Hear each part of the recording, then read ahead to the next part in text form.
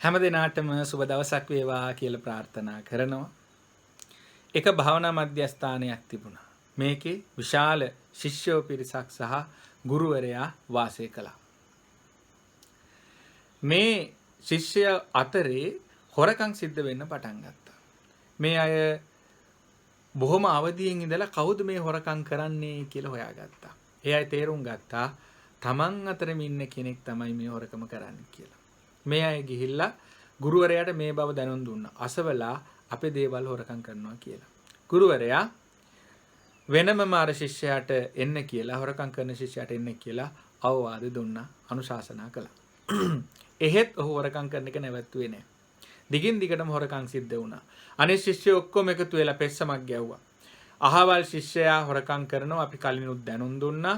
අහවල් දවසට කලින් ඔහු මේ භාවනා මධ්‍යස්ථානයෙන් එළෙව්වේ නැත්නම් අපි අනිත් සියලු දෙනා මේ භාවනා මධ්‍යස්ථානේ දාලා යනවා කියලා කිව්වා. ගුරුවරයා මොකද කරේ? සියලුම ශිෂ්‍යයෝ අර හොරකම් කරන ශිෂ්‍යයා ඇතුළුව සියලුම ශිෂ්‍යයෝ කැඳවුවා. කැඳවලා කිව්වා මෙන්න මේ විදිහේ පෙත්සමක් මට ඉදිරිපත් වෙලා තියෙනවා. හොඳයි, ගැටලුවක් නැහැ. ඔබලා හැම කෙනෙක්ම මේ භාවනා මධ්‍යස්ථානයේ දාලා ගියත් කමක් නැහැ.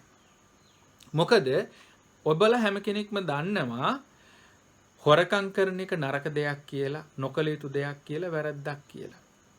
හැබැයි එකම එක ශිෂ්‍යයෙක් ඉන්නවා මෙතන. ඔහු එය වැරද්දක් බව, නොකළ යුතු දෙයක් බව දන්නේ නැහැ.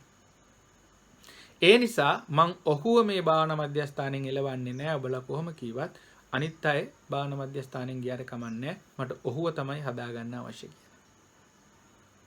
එදායින් පස්සේ කිසිම අවස්ථාවකදී අර ශිෂ්‍යයා කිසිම දෙයක් හොරකම් කළේ නැහැ. මේ වගේ අරුත් බර කතාවකින් නැවතත් හමු වෙනවා.